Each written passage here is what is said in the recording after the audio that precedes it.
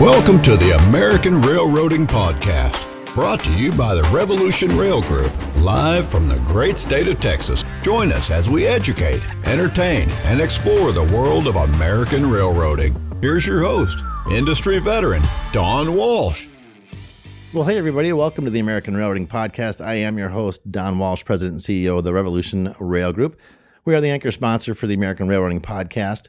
We provide consulting and brokering services in the railcar industry. So if you're looking for any assistance with buying, selling, leasing, or subleasing railcars, we can help you with that. We can also help you with consulting services such as merger and acquisition consulting, process flow analysis, market analysis, anything of that nature, and more. You can reach out to us today at 844-455-3434 or info@therevolutionrailgroup.com. You can also check out our full suite of services at our website at therevolutionrailgroup.com. Well, I hope everyone had a wonderful Mother's Day. I know the weather here in Houston was kind of messy. It was raining throughout the day, but it turned out to be a beautiful day. Church was full, which was great to see. And then I know all the restaurants were full for brunch because I had several friends trying to get into some and no luck there. So thank you to everybody for taking care of your moms on Mother's Day, as you should always do. Even if it's not Mother's Day, take care of your moms. And by the time this episode airs, it's also going to have been Memorial Day. So I ask you to recognize those that have fallen in service to our country to protect the freedoms that we all too often take for granted. All gave some, as they say, and some gave all. So please remember them this Memorial Day. Thank you to all of you. We remain in the top 10% for all podcasts globally, which is absolutely crazy. I still can't believe that. I still pinch myself thinking that we're doing that well. That we're also number 48 now. This was just this last week. We arrived at number 48 on Apple Podcasts in our genre. So we've broken the top 50 on Apple Podcasts, which is, again, is a total blessing. And that's thanks to all of you. So thank you so much for listening and viewing. We've been downloaded now in 42 countries around the world, 35 different podcast platforms. U.S. is number 1 by like 90%, I believe it is. Canada is number 2. Australia, good news, you're back in 3rd place. You're no longer tied with anybody. But we've got Latvia, Switzerland, and Germany on your heels. So Latvia, Switzerland, and Germany, start sharing with all your friends and downloading like crazy and give Australia a run for 3rd place. We also want to say hi to our friends in Belgium, Sweden, and India. So thank you all for listening and for watching. Please continue to download, continue to subscribe, and to share, and leave us reviews. So reviews really help us a lot. So reviews, whether it's on Apple Podcasts, Spotify, or through our website at AmericanRailroading.net, it really helps to push us out further into the interwebs, as they say. So if you like our podcast, please leave us a 5-star review. Tell us what you like about it, and it'll really help us out a lot. Also, if you liked what you've heard on our podcast, you can buy us a cup of coffee. So if you're not familiar with that, you can go to our website at AmericanRailroading.net. You'll see a little yellow coffee cup in the bottom left-hand corner. You can buy us 1 cup, 3 cups, 5 cups, or more. And what it is, it's like leaving us a tip for doing a good job. So if you like our podcast and you want to help to provide toward the endeavors of what we're doing, you can go ahead and buy us a cup of coffee. So thank you to those of you that have and those of you that will. Don't forget, we have our own YouTube channel as well, so you can watch our videos. Some of you like our videos, and actually the YouTube channel subscriptions are really increasing quite substantially. So thank you for that, and you can check out our videos on our YouTube channel at American Railroading Podcast. That's YouTube at American Railroading Podcast. Also, don't forget to please check out our online store. So if you're a fan of America and you're a fan of railroading, you need to go there right now. Well, listen to this first. After the episode's over, then go to the online store. And there's lots of wonderful items to choose from, including our challenge coins. So our challenge coins, if you're to purchase them, a portion of the proceeds at the end of this year will go toward Boots for Troops. And if you're not familiar with Boots for Troops, I am a chairman with Boots for Troops and a committee member, full transparency. But we send care packages to our troops overseas. And it's specifically tailored to them. So they'll write us a letter. They let us know what they're going to want in their care package. And if they're a Chicago Bears fan like me, they're really looking forward to this year. We send them information and hats and shirts and things like that specific to the things that they're missing from home. And it really gives them a little piece of home and boosts their morale, because at the end of the day, that's what it's all about. So you can go to our store at our website at AmericanRailroading.net, and then click on the store tab, and that'll take you to the online store. We are continuing to accept podcast sponsorships. We have our gold sponsorships available, silver sponsorships available. So if you're interested in sponsoring the podcast, please call us today, contact us today, because they are going fast and we only have a limited amount of them. You can reach out to us at marketing@AmericanRailroading.net. Again, that's marketing@AmericanRailroading.net. And with that said, I'd like to take a moment and tell you a little bit about our platinum sponsor, the Alden Company. Founded in 1904, Alden has been an industry leader, charting a steady course in the manufacturing and distribution of a wide variety of railroad safety and track repair tools and more. The Alden website boasts over 800 catalog items to choose from, with categories including track maintenance and repair, derailers and railers, signs and lights, wheel chocks and stops, rail cars and locomotives, and even truck docks. Alden provides outstanding customer service with a wide variety of solutions, and when you call them, you will always get a real person to talk to, not an automated service. While based in the Chicagoland area, the Alden name is known internationally, and with over 120 years in the rail industry, they're a company you can count on. Please reach out to our friends at Alden today at 847-623-8800 or e-rail@aldenco.com. You can also review all of their products and resources on their website at www.aldenco.com. Alden, keeping things on track since 1904. So our episode today is another in our Rail Resources series, where our goal is to make you aware of resources that are out there and available to you in the industry. This particular episode is focused on a valuable resource for women in the rail industry. So I'd like to take a moment and introduce you to our guest for today. So our guest for today is Sarah Yurasko. Sarah is president of the League of Railway Women, which is based in Golden Valley, Minnesota, which sounds beautiful, by the way, doesn't it, Producer John? Golden Valley. Golden Valley sounds incredible. I think it sounds amazing. We'll have to check that out someday. Yeah, for sure. Sarah's background, in addition to being president of the LRW, is as vice president of law and general counsel with the American Short Line and Regional Railroad Association, or ASLRRA. We like our acronyms in this industry. Sarah advises on all legal matters for ASLRRA and represents the short line industry nationally on policy matters. Prior to the ASLRRA, Sarah worked for the Association of American Railroads, or AAR, as assistant general counsel, focusing on law issues regarding safety. She also previously worked at Amtrak, where she focused on high-speed rail planning and policy development. Sarah started her career as a trial attorney in the Office of Chief Counsel at the Federal Railroad Administration, or FRA. While at the FRA, Sarah completed the Executive Potential Program through the Graduate School USA, a leadership development program that provides training and development experiences for employees they deem as having high potential. Sarah earned a Juris Doctor from American University's Washington College of Law, a Master of Arts degree in International Affairs from American University's School of International Service, a Bachelor of Arts degree in French, and a Bachelor of Fine Arts degree in Theater Arts from Southern Methodist University. Sarah currently lives and resides in, let me see if I get this right, Sarah, correct me if I'm wrong, it is Spotsylvania? Yes, that's correct. Spotsylvania, Virginia, with her husband and 5 children. In her spare time, enjoys going RVing. And with that, Sarah, I say welcome to the American Railroading Podcast. Thank you. Happy to be here. Great. And I hope I didn't miss anything. And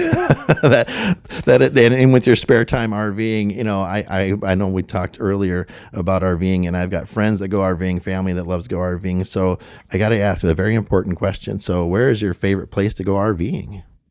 Well, I have a lot of family out in Colorado. My parents are there. My sister and her family are there. And so I'll say my favorite place to go RVing are the trips we take on our way out to Colorado to see family. So like last summer, for example, on our way to Colorado, we stopped through South Dakota and Wyoming and had a wonderful time visiting national parks and seeing part of the country on our way out to Colorado. Sounds beautiful. And I got to ask too, and I ask all of our guests this, what brought you to the rail industry in the first place? Yeah. So when I was in law school, if you had asked me my first year what I wanted to do, I would have said very adamantly, I'm going to be an international lawyer. I'm doing international public law. I'm going to go work for the State Department. Like that's what I'm going to do. And then throughout my law school career, during my second summer, I had an internship at the Department of Transportation.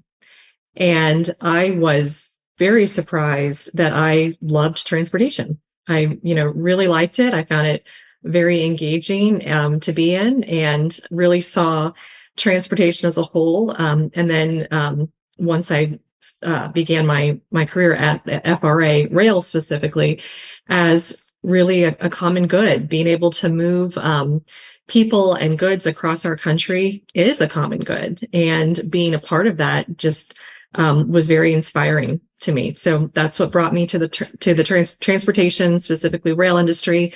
And that's what keeps me in it every day. And I have several friends who are involved with the League of Railway Women, and they speak very highly of the organization. So I'm looking forward to learning more about it today and sharing it with our audience as well. So the League of Railway Women started, I believe, in 1997. So can you take just a moment to share with us who began the League of Railway Women and why did they start it in the first place? Yeah, so I can share the names of two women who were instrumental in founding the League of Railway Women. And back then it was known as the League of Railway Industry Women. So Linda Mullins was the first president of the League, and she was with New York Air Brake. And Connie Sumara was, I believe, the second president, the longest serving president, and she was with Chicago Freight Car Leasing Corporation. And my understanding is, unlike other groups at the time, the LRIW then was founded to be inclusive of not just women who were at railroads, but also with all of the other organizations that support railroads. So suppliers, contractors, everyone else who works together to make the rail industry successful and really is part of an industry. So it was founded to be more inclusive of all of these organizations as well. And our membership criteria today remains the same as it was when it was founded in 97, that individuals and companies must support the mission and purpose of LRW, which is to further and advance women in rail. And if you would, could you take us through the transition kind of from the early days of LRW to today, not in great detail, but I know that some things like you were telling me the other day is just the number of women that are participating in LRW has changed drastically even over the last 10 years or so. So maybe hit some highlights, if you would, about some things that you've seen even and changed over the years. Yeah, so I will say the biggest changes started to come about in 2018. So of the first 20 years of membership, LRW did a lot of great things. During the first couple of years is when the awards program was founded, when LRW started to have networking events for women in the industry. In 2018, though, to kind of celebrate and look back on 20 years of the league, the board at the time, which I was a part of, decided to survey not only our members, but also thought leaders and high-ranking women in the industry to see if what we were doing as the League of Railway Industry Women was really meeting the needs of women in the industry for today, or since there had been 20 years of history, did we need to make any changes or fine-tune anything to be more effective for today's world? And what we heard back resoundingly from that survey was that women in the industry were really looking for three things. They're looking for networking, for education, and for mentorship. So in 2018, we took a look at those three areas as the three core needs of women in the industry.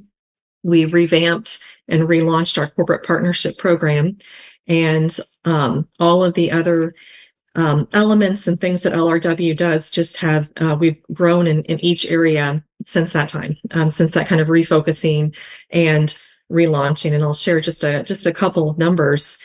So prior to, so in 2018, there were about 200 or so women who were members of the League of Railway Industry Women. And also with the relaunching, we shortened the name to the League of Railway Women. Because the name, that was also some feedback we took from the survey as well. So in 2018, we had about 200 individual members. We relaunched the corporate partnership program, really started focusing on those three key areas for women in the industry. By 2020, and this is despite the pandemic, we had 42 corporate partners and 1,900 individual members. In 2024, so today, and I just got these numbers yesterday from the team, we have 71 corporate partners, including 6 at the platinum level, which is our highest level.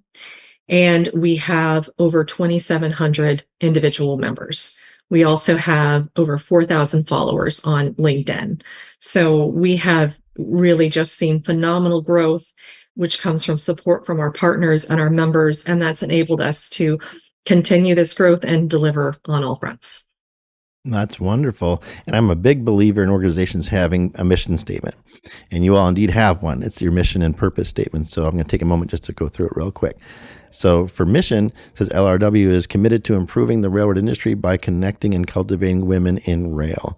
And purpose, the business and purpose is to connect and cultivate women in rail, thereby promoting diversity and improving the business results of the railroad industry. LRW will advance the representation, recognition, and opportunities for women in the railroad industry by providing networking opportunities, as you mentioned, sponsoring industry and educational activities, and supporting mentoring partnerships. So I'm going to go through each one of the things that y'all provide, and in no particular order, but I want to start with the mentoring program because I think that's really neat. I think that's very important. And as an industry, I think we could all do a better job of providing mentoring to people that are coming into the industry. So I believe the pilot program began in 2021 and has been a huge success ever since. So can you take a moment to tell us a little bit about your mentor program? Sure. So, and I'm going to kind of encompass the mentorship program in our broader professional development activities. So on the professional development front, so we received the feedback from the survey. As you said, we did a pilot program in 2021. And to share just a little more about LRW, so our board of directors and all of our committee chairs and all of our committee members, we are all volunteers. So we all have our day jobs in the industry. We do have a association management company that we were fortunate to be able to procure and to manage a lot of administrative matters for us. But we are really the engine behind LRW really is our volunteers. So on the mentorship front, we really wanted to make sure that we got it right. We wanted to create a program that is of value to our members, that does something different than what someone could get from a mentorship program through another program or maybe through their own company.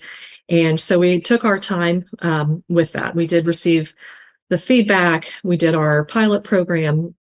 And then in early 2023, we looked to develop the formal program, taking all of that feedback into account. So we looked at a number of different platforms to manage it online so that there would be a smooth interface. Because we are volunteers, we wanted to, kind of dial back the need for a person to be managing every aspect of the program. So we found this wonderful platform called Mentor City, and have been working with them ever since. It's a really great interface that's personalized for LRW.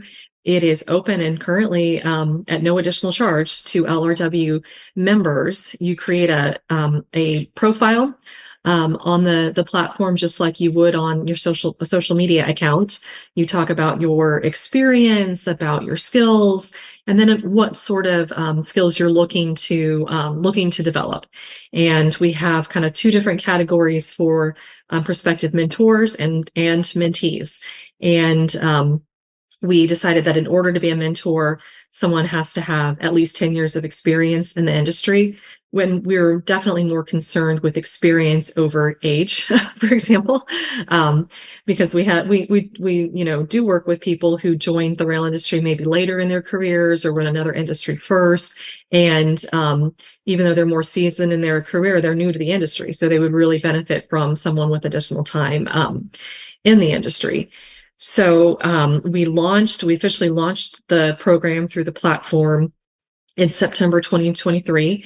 And within a month, we had almost maxed out all of the memberships we had paid for in the platform. So a wonderful, problem to have.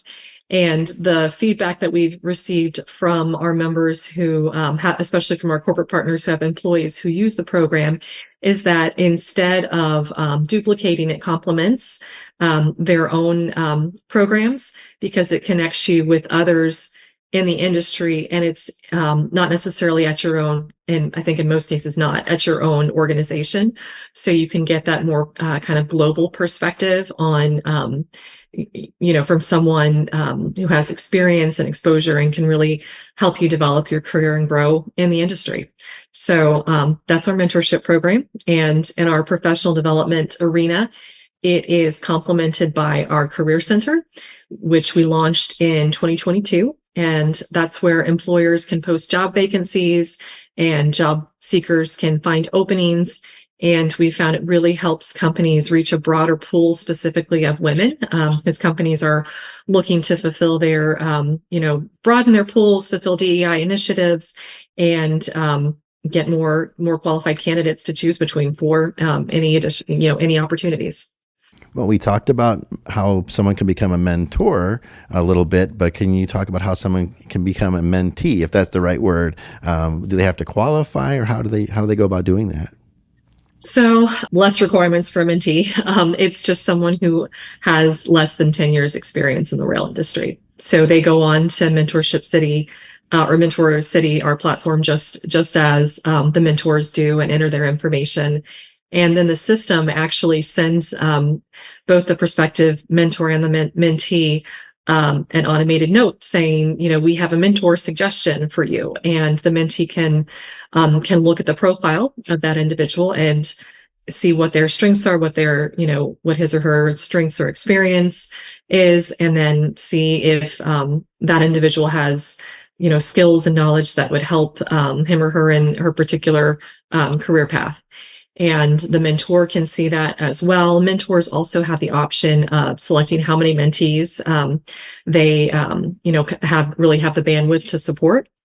So, both have the opportunity to say yay or nay to the relationship, and you can initiate and continue conversation on the platform, or move from the platform to email, to phone, whatever works for the individuals. Okay. And then you mentioned the Career Center also. And so just touching on that for a moment. So it can be used by job seekers and by those wanting to post available jobs. Is that correct? Yes. So how would someone go about posting jobs would they have to be a member of the LRW first? Yes. So we extend actually a lot of benefits to our corporate partners. We've run various promotions with them where we've given them the ability to post a certain number of jobs without any additional fee. So the jobs board is run by a third party through our website. No one works for free. So there's a charge to job posters to post the job, but we've been able to work deals with them where we're able to have the fees waived for a set period of time or reduced, especially for our platinum corporate partners, for example. Well, so that the partners go in and they enter the information for the job, or they can link to it on their website. And then that provides that visibility for the job seeker. And what's nice too is even if there is a fee, there's exclusivity to the ladies within LRW, which I think is great. LRW also provides webinars and online education, which I know is very important to you.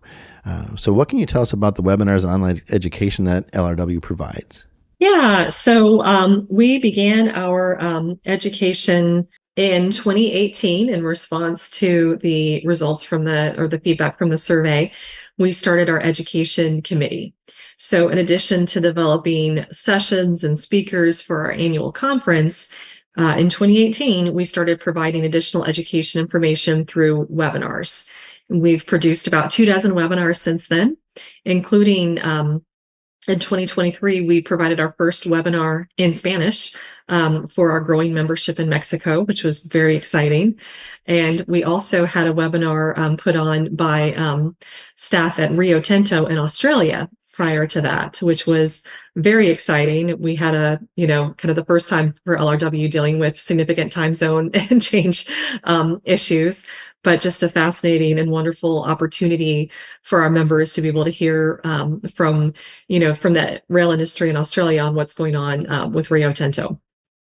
So especially when we had all of the restrictions with COVID starting in 2020, our webinar program was just such a wonderful resource and valuable tool for our members because they were still able to engage with the industry and to continue to build their careers. In COVID, LRW continued to grow. We didn't shrink, as I know a lot of other organizations unfortunately did during that time period.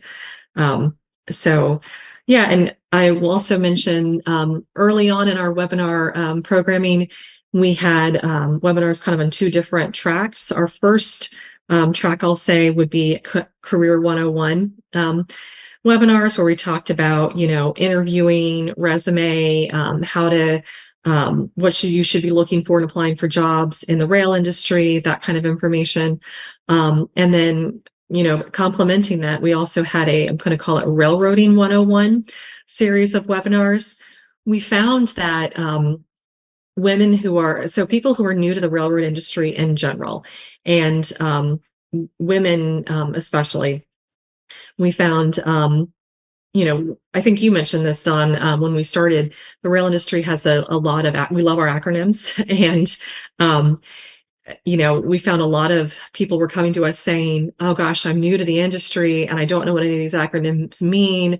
And I feel like I should know. I'm embarrassed to ask, where can I go to get information? And we said, we'll do webinars on it.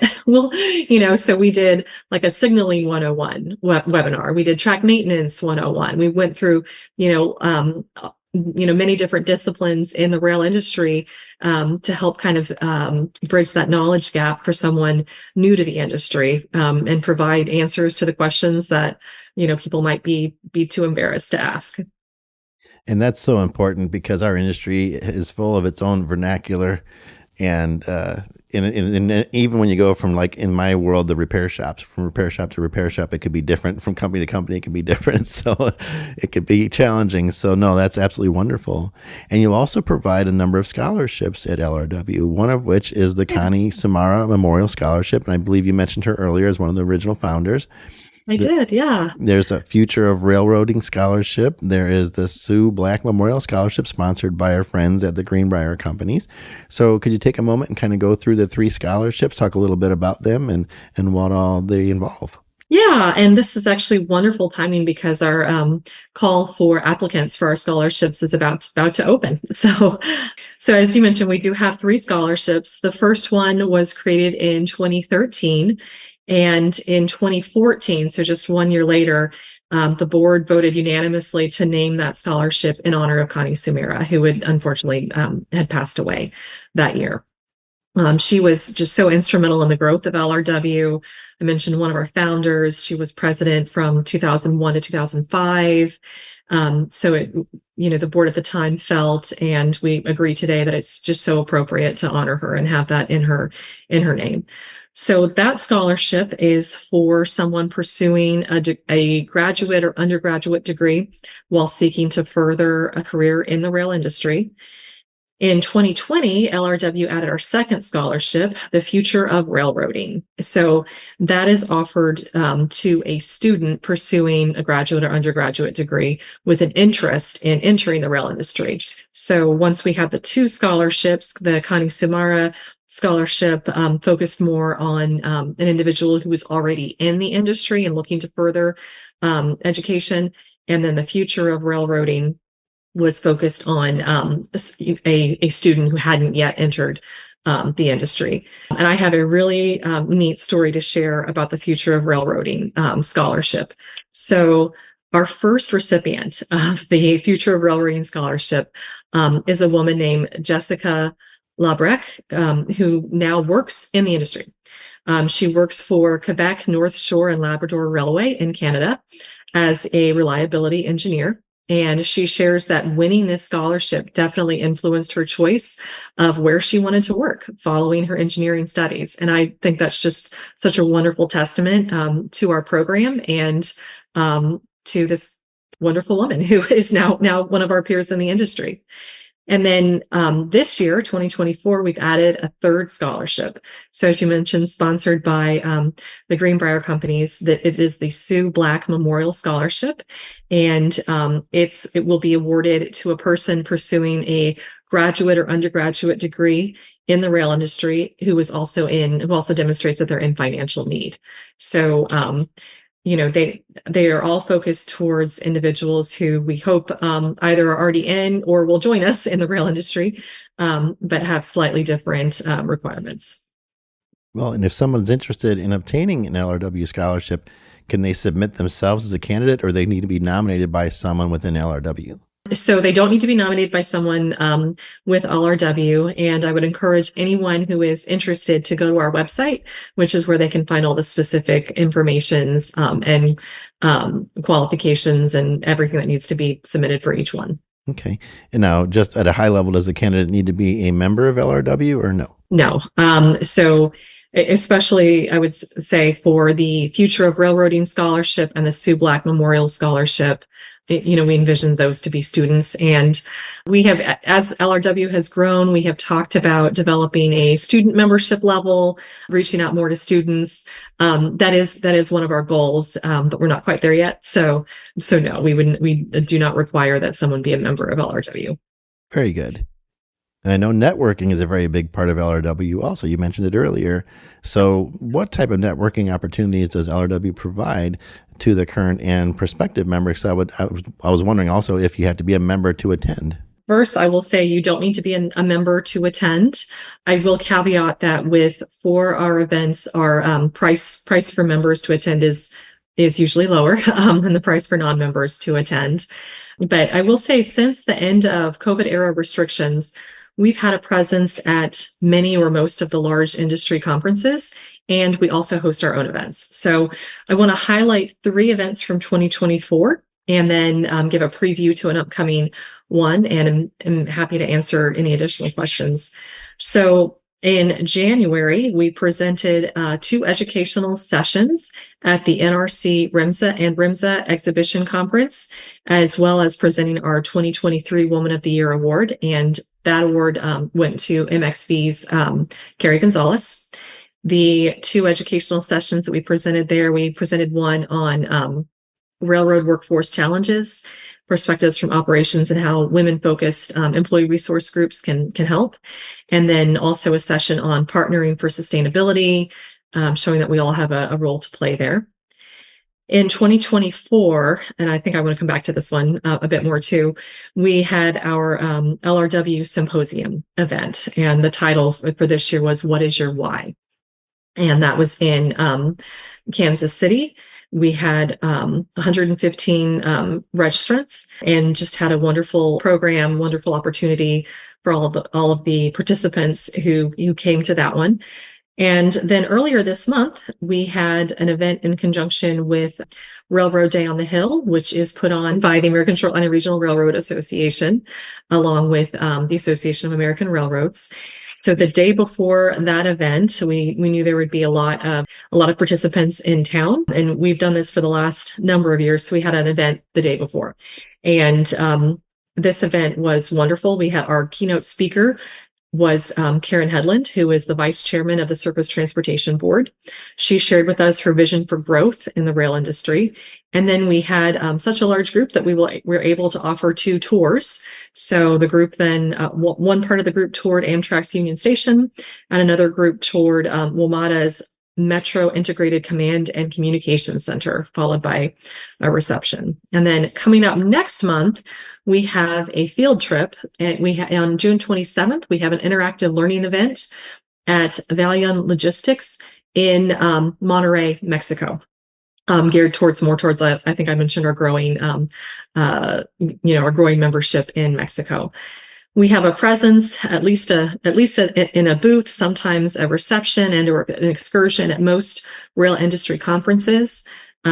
We also have our annual membership meeting, and since 2020, that's been online. And actually, we've deliberately kept that online to facilitate the participation of members across the country. And for the last 2 years, we've really been focused on developing the symposium, which is our standalone event with education sessions, a keynote speaker, workshop. This is really growing, and it's very exciting. In 2023, we had our first symposium in Chicago, and the title for that one was Embracing Equity. We had a couple of different topics on allyship and data in the workplace. We had a professional development one focused on how to give an effective presentation.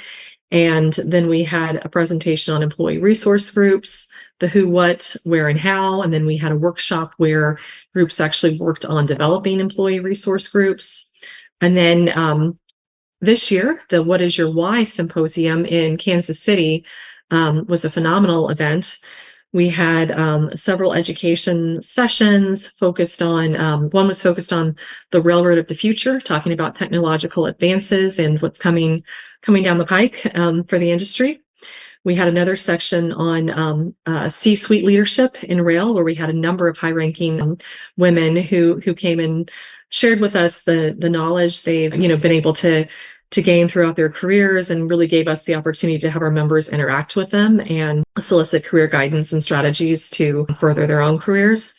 We had a wonderful keynote speaker, a woman who I'm proud to have serve with me on the board, named Chandrika Stewart, who is with Trinity Industries. And then we had a workshop run by a publicist named Tamara Edwards, and she focused on designing your brand, which was a very engaging and very relevant topic for everyone. We found feedback from our participants was no matter where they worked or where they were in their career, this was something at an angle that most people hadn't thought of before, and was just very valuable and very helpful to them. So I guess we network in a lot of different ways. We have our events, we have our presence at industry events, and then we also have in our website, we have the ability for members to choose to be part of our directory, which is another resource to our members. So you can reach someone if you're looking for a contact at one of our corporate partners, you can go to our directory and find someone there to connect with. And, we keep growing and keep having more opportunities, which is just really wonderful. Well, and you mentioned the awards a little bit as well, so I want to touch on those for just a moment. So each year, the League of Railway Women recognizes excellence in rail industry by awarding 2 awards. The Railway Woman of the Year Award, which you just mentioned, which is co-sponsored by Progressive Railroading, and the Member of the Year Award. So again, I want to give a shout out to our mutual friend of the American Railroading Podcast, President and CEO of MXV Rail, Carrie Gonzalez, for winning the Railway Woman of the Year in 2023. So congratulations again, Carrie. And could you take a moment to tell us a little bit about the 2 awards? Both awards were started in 1998. So this was a very early initiative for the League of Railway Women that we've been proud to continue. And as you mentioned, the LRW Railway Woman of the Year Award, co-sponsored by Progressive Railroading, it honors a woman who exhibits leadership and excellence while supporting the personal and professional growth of others in the rail industry. In 2019, we formed the Railway Woman of the Year Advisory Committee. In looking at really with some of the feedback from the surveying of our members and additional growth in our volunteer base, we were looking at what can we do to elevate even further this award. And so this committee was formed. So the purpose of this committee is to provide an impartial executive level review of the candidate applications received by LRW, and then to make a recommendation to the awards committee on who the next Woman of the Year awardee should be. So the women who are part of this committee are former award winners. So right now, our current chair is Jean Savage, who is CEO and president of Trinity Industries. She was our Woman of the Year award winner in 2022. And our other members of this advisory committee include Stephanie Wiggins, who is CEO of the Los Angeles Country Metropolitan Transportation Authority, and she won in 2020. And Pam Arpin, who is VP and CIO of CPKC, and she is our award winner from 2019. So it's just been phenomenal that these women who we were able to give an award to and recognize volunteer their time back to LRW and are invested in helping select the next winner. So I shared with you, Don, that Carrie Gonzalez is a friend of mine and, longtime colleague in the industry. We actually began our service on the LRW board together in 2017. And I was just floored and just couldn't have been happier when I heard from our awards committee that she was the recommended winner from the Woman of the Year Advisory Committee, that it meant so much that, that this committee of highly qualified women, selects the next winner. So that's our Woman of the Year award. And then we also have an LRW Member of the Year award. And we provide that every year to an individual member who has, or corporate partner, but in my experience, it's been an individual member who's contributed their time and talents to improving the organization's mission. And this last year, I mentioned her was my friend on our board of directors, Chandrika Stewart, who also serves as our membership chair, because of all of the hard work and energy that she has poured into LRW. In 2018, we also created the LRW Hall of Fame, which was something we created to recognize women for their kind of lifetime contributions to LRW. And we currently have 4 inductees into the Hall of Fame. That's our awards. That's awesome. And corporate sponsorships you mentioned earlier as well are very important, and they go a long way to helping organizations such as yours to provide programs and events. So would you like to take a moment to explain to our audience your corporate sponsorship program and maybe how it works if somebody's interested? Sure. So I will caveat everything I say with, please go to our website and for the most up-to-date information on our corporate partnership program. We are always looking at ways to improve it. We take feedback from our members very seriously and make sure what we're providing, meets their needs and expectations. We have regular calls with our platinum level partners. So those are the highest level partners. We currently have 6 of them, and get wonderful ideas from them on additional opportunities for LRW, additional things we could be doing, ideas for additional speakers, topics, articles, lots of great knowledge there. But we have several different levels of partnership. I mentioned our highest level being our platinum sponsors, and then we have gold, silver, bronze, and patron. And we structured that in a way, and of course the annual amount is different for each and the benefits are different for each. We structured it in that particular way so that any organization is able to join as a corporate partner. We didn't want to leave anybody out. We just wanted to provide options for involvement. So at each different level, the partners have different benefits, such as the number of individual members they can have. So a patron member, for example, has like 1 or 2 included individual memberships, all the way up to our platinum partners have unlimited memberships.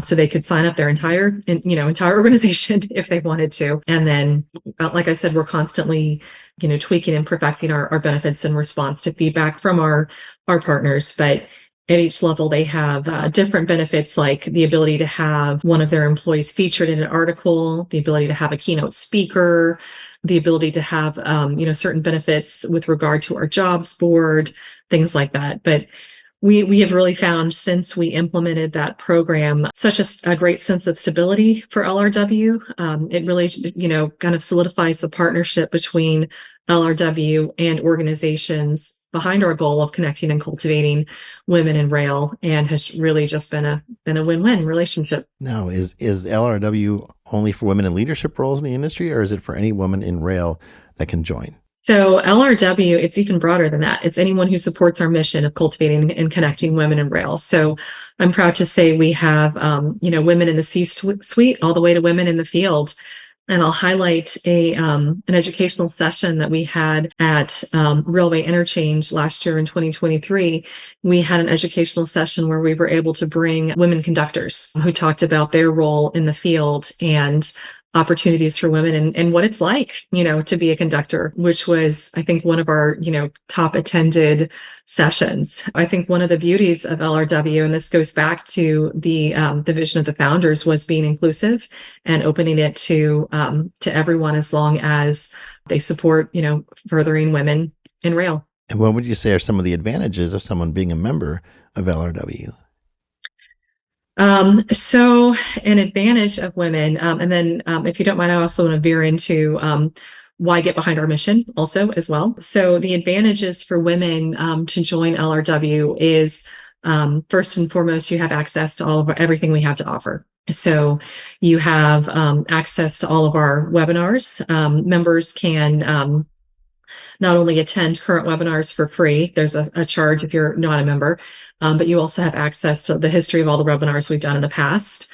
You have, the ability to attend all of our events at the membership rate. You have access to things like our mentorship program. If you're a company, you have access to our jobs board and to all of the different things that we do. And I also wanted to share, so why would a company or an individual want to support LRW? Why cultivate and connect women in the rail industry? And I think this also plays a role into why we have seen such growth and success for LRW in the last 6 or 7 years. And the reality is that women in rail, we're a minority, very much so. I pulled this data this morning. The Bureau of Labor Statistics data show that women make up 47% of the workforce, but only 24.3% of employees in the transportation sector, only 8.3% in the rail industry. This is the lowest of any transportation industry, is in rail. And actually, these numbers, which are from 2023, are an improvement from the numbers in 2020. In 2020, the data showed that women made up only 7.4% of employees in the rail industry. So we have seen an improvement over the past several years. And I want to flag a wonderful presentation that was given by the Shortline Safety Institute's Dr. Julia Leone. She presented on this topic of the percentage of women in the industry and why does that matter? And then really from that, why should an organization like LRW be important, and why would a company and individuals want to be involved with us? And so she shared the statistics from 2020. She also shared that, and I think you can find this, widely available, that women today earn the majority of higher education degrees. We outpace men in the college and graduate degrees earned today. So knowing that today's workforce of women are highly educated and that older railroaders are increasingly exiting the workforce, women present an undertapped resource that can be used to fill available positions within the industry. And organizations cannot afford any longer to ignore half of their potential workforce. So we have seen, as I've shared the numbers, such tremendous growth in LRW's membership, especially coming from employees of our corporate partners. And they report that participation with LRW can complement their own efforts to cultivate and connect the women in their organizations. We quite often will partner with our corporate partners' employee resource groups, so their ERGs, and our education, networking, and professional development opportunities don't replace, but kind of further complement what companies are currently doing. I will say we currently don't have the resources to dedicate to inspiring more, other than our scholarships, to inspiring more women to enter the rail industry. I mentioned I have dreams of having a student membership in the future, but we are definitely able to help cultivate and connect women once they get here and inspire them to stay. So what do you like most about being a part of the League of Railway Women yourself? I really enjoy being part of that mission and helping other women grow in their careers and advance in the industry. On a personal note, I also really appreciate all of the connections and friendships that I've made in my time of service, and knowing that, in helping develop and hopefully increase the percentage of women who stay in the industry, I'm tying that back to what drew me to transportation in the first place, which is being part of that greater good in facilitating our country's ability to move people and goods from coast to coast. So I was just going to ask you what you like most about the industry, but you may have just answered it. But what is it you like most about our industry? Really, it's that mission that drew me to it back when I was a law student. It's being part of the greater good. That when we're able to efficiently move goods and move people throughout our country, and I'll say throughout our North American region, everyone benefits. Everyone benefits from an efficient transportation system. And I really enjoy being a part of that. What advice would you have for a woman that's considering entering the rail industry, or perhaps has just entered the rail industry? I would say keep an open mind. Because I mentioned, transportation and rail definitely were not on my radar when I was a student. And I'm so glad that I had that open mind, and that I looked beyond what I thought I wanted to do. That there are so many opportunities for both professional and personal growth in this industry. It is so dynamic that if you keep an open mind and you take advantage of the opportunities that are in front of you, you'll go far. Yeah, absolutely. So you mentioned some events that are coming up soon. Would you like to talk about what all events you've got coming up the remainder of the year that people may want to join you at? Sure. So I mentioned the event in Monterrey, Mexico, coming up in June. We have that on the calendar already.